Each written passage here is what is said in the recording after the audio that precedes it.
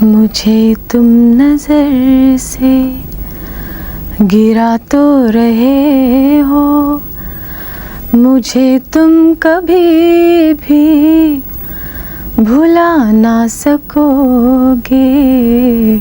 दोस्तों, बॉलीवुड की मशहूर अभिनेत्री रेखा और बॉलीवुड के महानायक अमिताभ बच्चन के प्रेम संबंधों का एक ऐसा राज खुलकर सामने आ गया है जिसे जानने के बाद आपको ये समझने में बिल्कुल भी वक्त नहीं लगेगा कि अभिनेत्री रेखा बिना किसी हमसफर यानी बिना किसी पति के आज तक कैसे अपना जीवन व्यतीत कर रही हैं। कहने को तो रेखा ने अब तक कई सारे लोगों से शादियां रचा ली, लेकिन आज तक उनका घर नहीं बस पाया है। वहीं अगर बात करें अमिताभ बच्चन की, तो रेखा शुरू से लेकर आज तक उनके नाम का सिंदूर अपनी मांग में सजाकर घूमती हैं। आखिर क्या है रेखा की मांग के सिंदूर का राज और अमिताभ बच्चन का रेखा के जिंदगी में क्या है महत्व, ये सारी बातें आपको बताएंगे। लेकिन उससे पहले आपको बता दें कि आप अगर अभी बच्चे हैं तो कृपया करके इस वीडियो को यहीं पर बंद कर दें, क्योंकि ये केवल वयस्कों के लिए ही बनाई गई है। दोस्तों, जैसा कि आपको पता है कि आमतौर पर हमारे देश में कुंवारे लड़के लड़कियों की शादी का रिवाज होता है, लेकिन बॉलीवुड की हस्तियों ने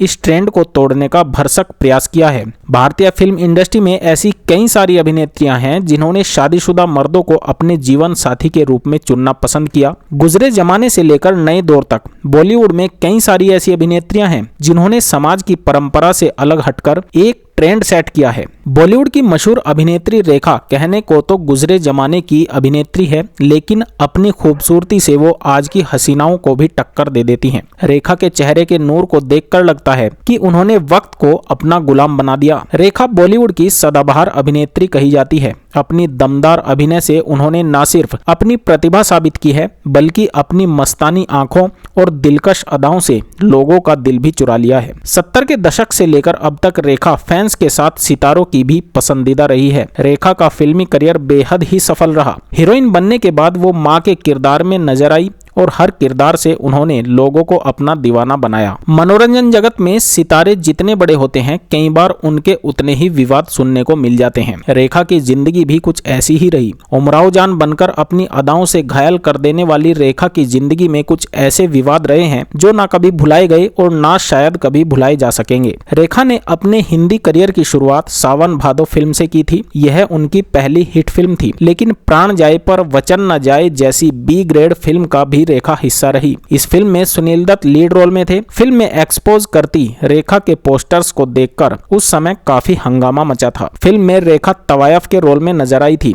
रेखा के तालाब में नहाने और बिना कपड़ों के बाहर आने के सीन ने खूब सुर्खियां बटोरी थी। बॉलीवुड की एवरग्रीन ब्यूटी रेखा की खूबसूरती हमेशा चर्चा का विषय रही है। उम्र के इस पड़ाव में भी रेखा आज भी खूबसूरती और अपने निराले अंदाज से हर किसी को टक्कर देती हैं। वहीं न सिर्फ पुरानी पीढ़ी बल्कि आज की युवा पीढ़ी भी रेखा को काफी पसंद करती है। रेखा को 3 बार फिल्म फेयर और 1 बार राष्ट्रीय फिल्म पुरस्कार से नवाजा जा चुका है। रेखा पद्मश्री से भी सम्मानित है। रेखा ने अमिताभ बच्चन से लेकर राजेश खन्ना जैसे बड़े एक्टर्स के साथ काम किया है, लेकिन एक वक्त ऐसा भी था जब उन्हें घर का खर्च चलाने के लिए बी ग्रेड फिल्मों में एक्सपोज भी करना पड़ा। अपने करियर में रेखा ने करीब 175 हिंदी और दक्षिण भारतीय फिल्मों में काम किया है, जिनमें खूबसूरत, खून भरी मांग, खून और पसीना, मुकद्दर का सिकंदर और उमराव जान शामिल हैं। पारिवारिक स्थिति ठीक न होने के कारण उन्होंने कम उम्र में ही काम करना शुरू कर दिया था। बॉलीवुड में रेखा को कामसूत्र जैसी इरेटिक फिल्मों का हिस्सा भी बनना पड़ा। रेखा ने कुछ ऐसी फिल्मों में भी काम किया जिसमें उनकी मर्जी के बिना बोल्ड सीन कराए गए।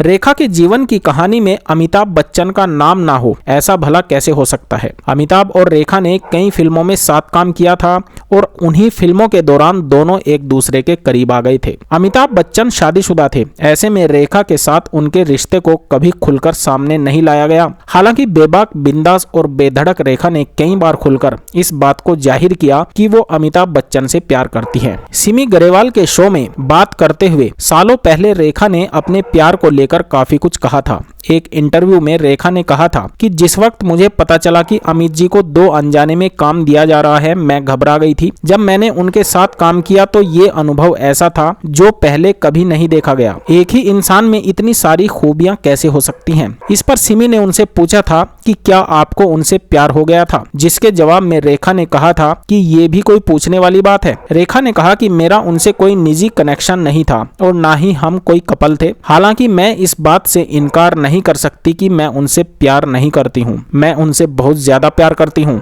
आप दुनिया भर का प्यार ले लीजिए और उसमें थोड़ा और मिला दीजिए, उनके लिए मैं वैसा महसूस करती हूँ। वर्षों बीत गए और कई पीढ़ियां अमिताभ बच्चन और रेखा के फिल्मी गानों को सुनकर बड़े हो गए। कहा जाता है कि जब रेखा और अमिताभ बच्चन के बीच प्रेम की चिंगारी धधक रही थी, उसी बीच 22 जनवरी 1980 को रेखा बॉलीवुड के दिग्गज कलाकार ऋषि कपूर की पत्नी और अपनी करीबी दोस्त नीतू सिंह की शादी में सिंदूर लगाकर और मंगल सूत्र भी पहनकर पहुंची तो मीडिया में हड़कंप मच गया। हालांकि कई अफवाहों के बाद रेखा ने एक इंटरव्यू में बताया था उस शाम वो सीधे शूटिंग के सेट से कार्यक्रम में पहुंची थी। सिंदूर और मंगलसूत्र उनके किरदार का हिस्सा था और वो उसे उतारना भूल गई। वहीं एक अवार्ड फंक्शन के दौरान रेखा ने कहा था कि वो जिस शहर से हैं वहां सिंदूर लगाना फैशन का हिस्सा है। सिमी ग्रेवाल ने शो में रेखा से जया बच्चन और अमिताभ को लेकर सवाल किए तो उन्होंने हर सवाल का जवाब काफी बेबाकी से दिया। अपने शो में सिमी ने रेखा से उनके और जया के रिश्ते के बारे में पूछा तो उन्होंने कहा कि मुझे नहीं लगता कि एक महिला होने के नाते जया कोई बेचारी